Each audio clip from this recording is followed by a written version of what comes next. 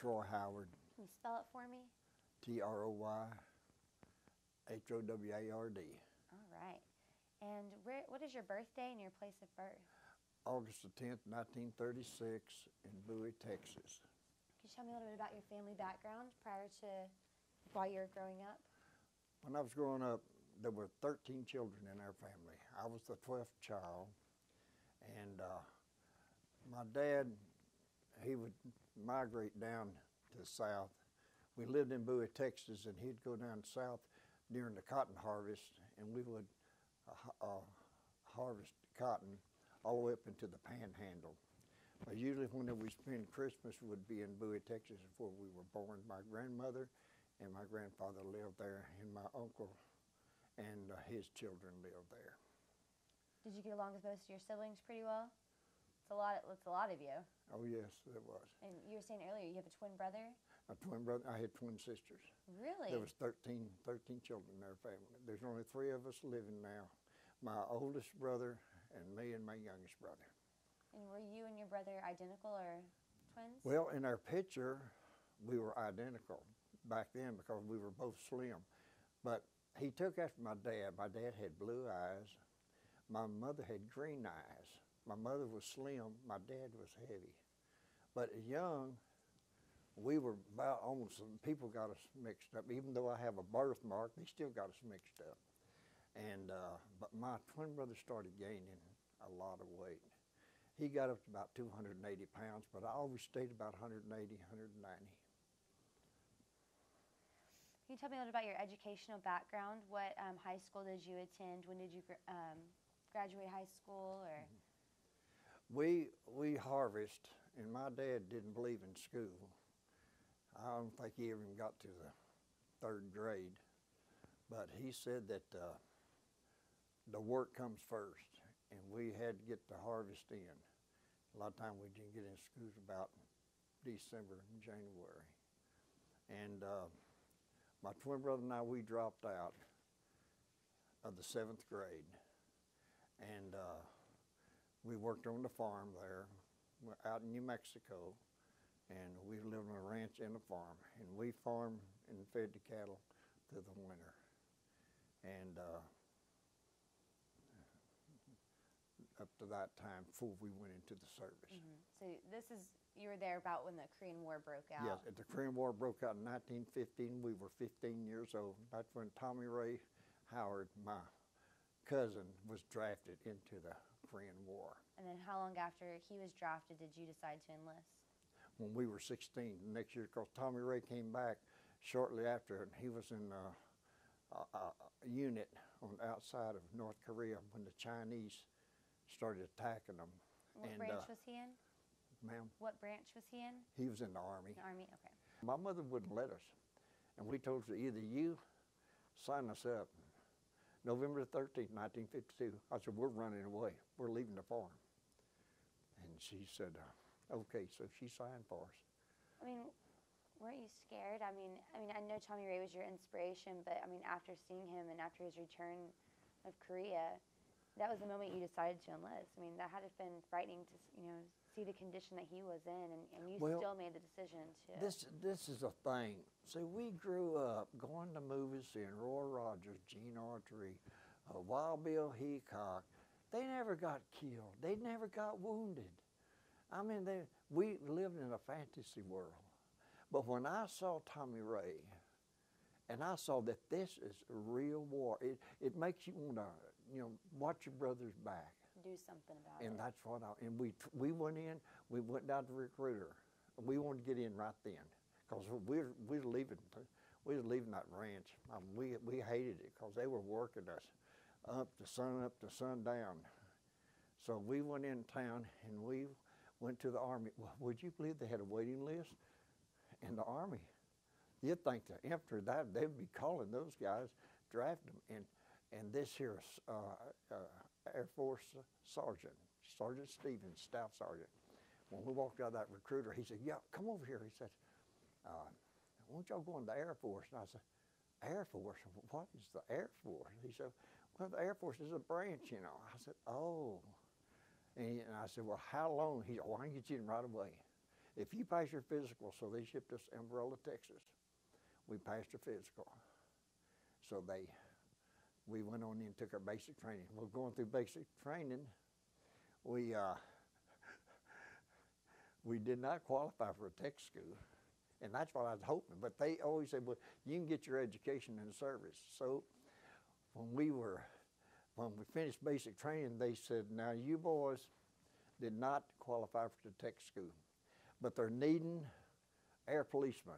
Well, we 16 years old, we thought air policemen, you flew through the air like Sky King and patrolled the air. That sounded good. So we volunteered for the air police. Well, they sent us to Fort Bliss because the air police is considered a combative unit in the Air Force. And you have to have combat training. So they shipped us to Fort Bliss in El Paso, Texas. We took our training there, and then we went to air police school there. And then they shipped us overseas. And we was in the 18th Air Police Squadron there at Biggs Air Force Base. And they shipped us overseas to the 81st Air Police Squadron.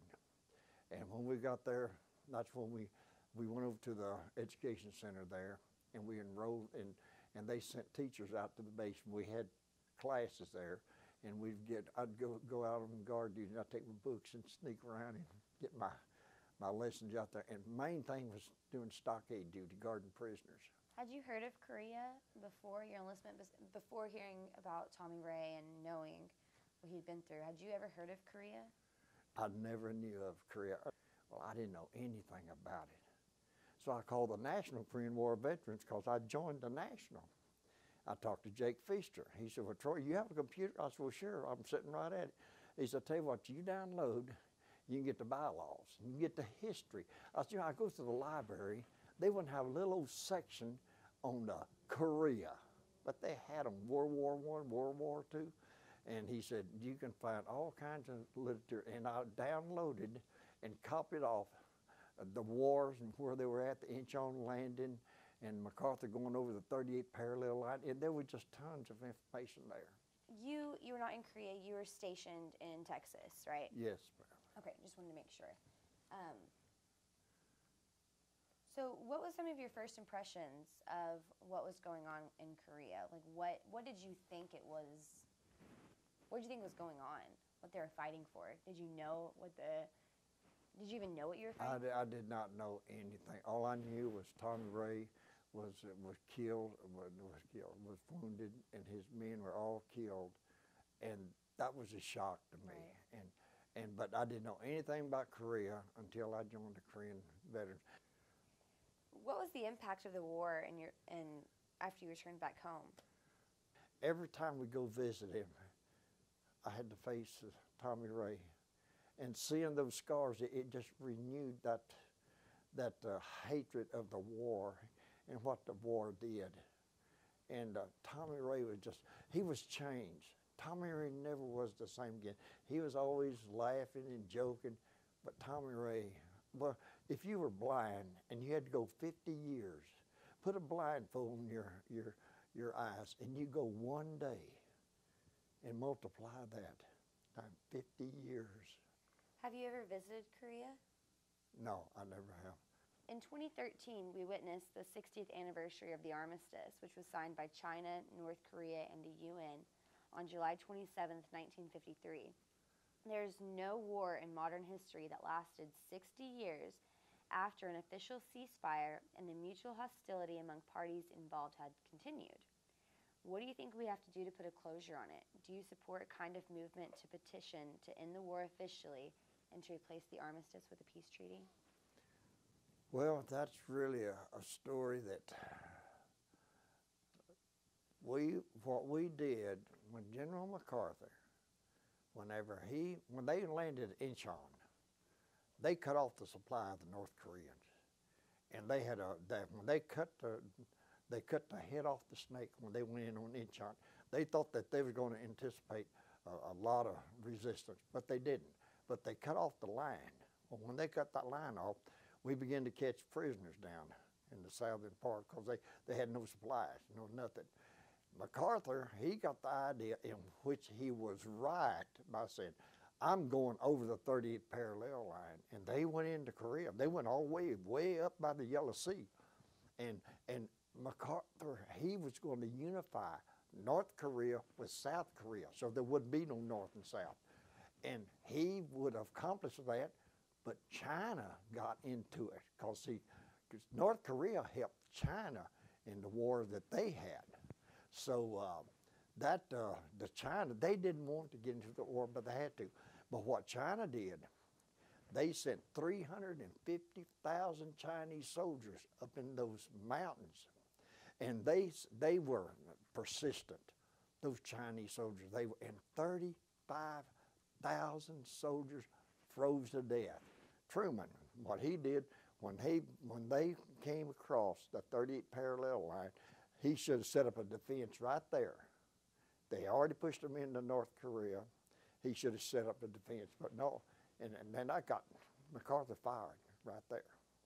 What do you think makes North Korea one of the most dangerous countries in the world? For one thing, North Korea is a communist country. Everybody is equal. But the thing of it is, the bottom line of the wars, it's simply this. It's a few men they're dictators, like Hitler.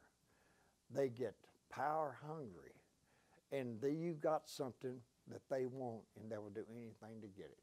What do you think maybe the younger generations could take from the Korean War to prevent, maybe something like that? Do you think that they could use the lessons of the sacrifices of the veterans to maybe change their life or to gain some morals out of it? South Korea prospered because the people work together.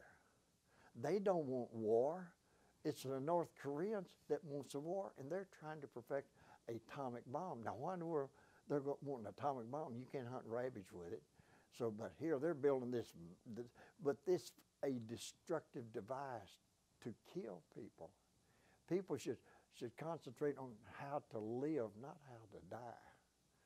And when they see South Korea, and I was just looking at Korea Reborn just a while ago.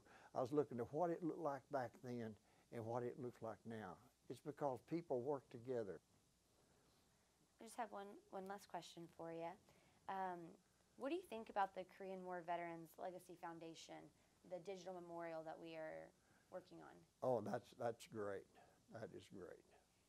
Do you think it's important to include the youth, your grandchildren, and to bring them into the youth corps? Oh yes, definitely. Get them involved? Definitely. Awesome.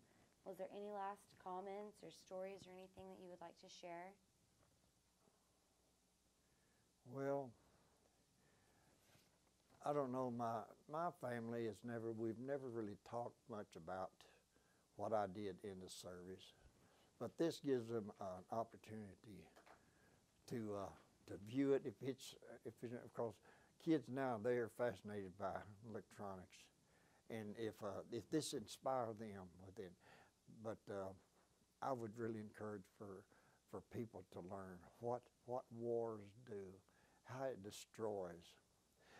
I lived on a farm. We had them old farm oil tractors. I've seen my dad patch them together with barbed wire. But yet one tank that was destroyed in war would buy 25 or 30 tractors for the farmers there. What we lose, they push tanks off rather than to bring them back to the States. And I said, it's a shame to waste like that with these farmers. And we were irrigation farm. We had 350 acres that we farmed for this rancher there. We had 3 wells on that 350 acres. And they'd keep the wells going, and we would irrigate it. And our sorghum was 7 and 8 feet tall. The dryland farmers was about this tall. And Mr. Baldridge, he was the rancher, and every year he'd have a good stock. And but the thing of it is, the farmers couldn't afford to drill. You had to drill several hundred feet to get down to get water there in New Mexico. They couldn't afford that. If the government, if they would spend that much money on the farmers, that they did on all these weapons and tanks and planes that crash and then they destroy them. It would just, every farmer would have all the equipment